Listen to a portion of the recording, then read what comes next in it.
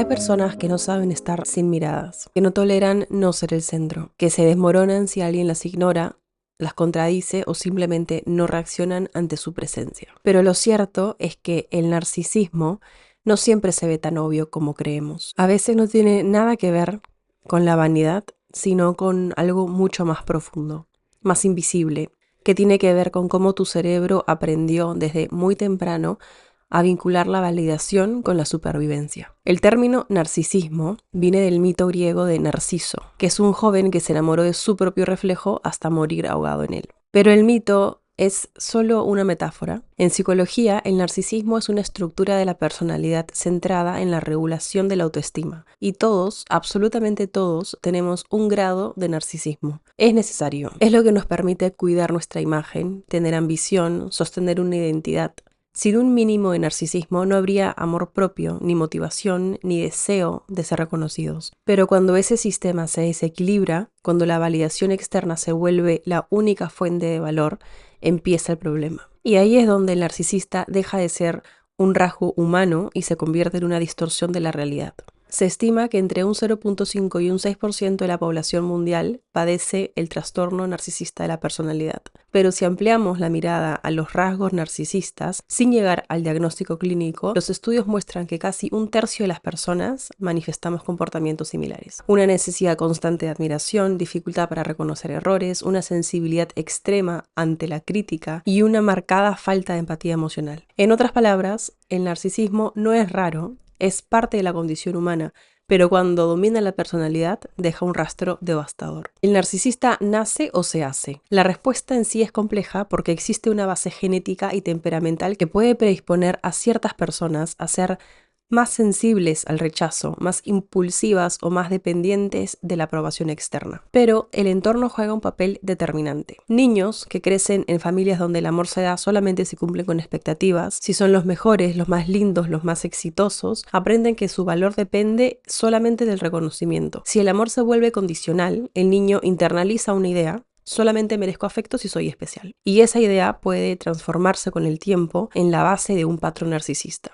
Freud explicó que el narcisismo primario es una etapa normal del desarrollo. El bebé necesita creer que el mundo gira a su alrededor, necesita sentirse omnipotente para sobrevivir. Pero cuando el entorno no lo valida de forma sana, cuando no recibe amor estable, contención o un espejo emocional coherente, ese narcisismo no madura. Se cristaliza, se vuelve una coraza. El niño no aprende a valorarse desde adentro, sino desde la mirada de los demás. Y en la adultez, ese vacío se traduce en una necesidad constante de ser visto, admirado o aprobado. El cerebro del narcisista funciona distinto, y no es una metáfora. Los estudios de neuroimagen muestran que su sistema de recompensa, que está regulado por la dopamina, se activa ante la admiración externa del mismo modo que lo hace con una adicción. El elogio se convierte en una dosis y el reconocimiento en una sustancia. Y como toda adicción, necesita cada vez más para sentir lo mismo. Por eso, cuando no lo obtiene, entra como en una abstinencia emocional, irritabilidad, enojo, desprecio o victimismo. La amígdala, que es esa parte del cerebro que detecta amenazas, se hiperactiva ante cualquier signo de desaprobación o desinterés. Lo que para otra persona sería un simple comentario, para el cerebro narcisista es una alarma de no me ven, no me valoran y no existo. Y cuando esa amígdala se enciende, la parte del cerebro que regula las emociones se desconecta. No hay pausa, no hay reflexión, no hay empatía, solamente hay defensa. No busca entender, busca solamente sobrevivir. Por eso el narcisista reacciona con agresión, con manipulación, con desprecio, porque su cerebro interpreta la crítica como una amenaza de aniquilación simbólica. Detrás de esa imagen de autosuficiencia hay un miedo inmenso, que es el miedo a no ser suficiente, a no existir si no hay un reflejo que lo confirme. Y por eso su autoestima es tan frágil. No se construye sobre un sentido interno de valor, sino sobre el reflejo que los demás le devuelven. Cuando ese reflejo desaparece, se desmorona.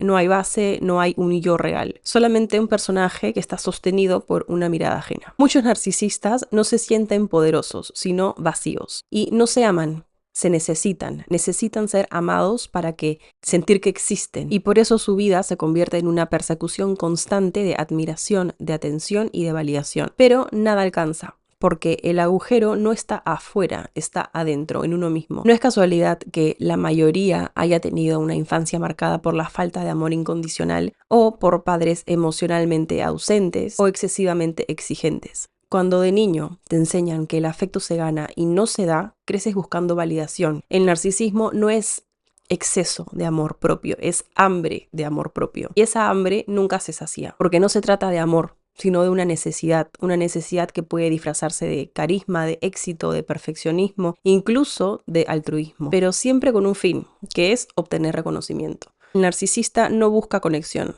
busca espejo. ¿Los narcisistas se dan cuenta de que son narcisistas? La mayoría no. Aunque lea sobre el tema, aunque se lo digan, aunque escuche descripciones que encajan perfectamente con su comportamiento, suele no identificarse. Su ego no puede tolerar verse a sí mismo como defectuoso. Y cuando la verdad amenaza su autoimagen, la niega, la racionaliza o la proyecta en los demás. Si le dices que es narcisista, te dirá que tú lo eres. Es un mecanismo de defensa profundamente arraigado. Su mente se protege del colapso negando lo que no puede integrar. Pero lo más peligroso no es lo que hace, sino lo que provoca. Quienes conviven con un narcisista suelen terminar confundidos, dudando de su propia percepción. Es el fenómeno conocido como gaslighting, que es la manipulación psicológica que te hace sentir que estás loco, que exageras, que imaginaste todo. El narcisista no necesita dominarte con fuerza. Lo hace con tu duda, porque deja de importarte lo que sientes y empiezas a centrarte en lo que él necesita. Salir de esa dinámica no es fácil, requiere volver a mirar la realidad sin el filtro del reflejo, entender que no se trata de amor,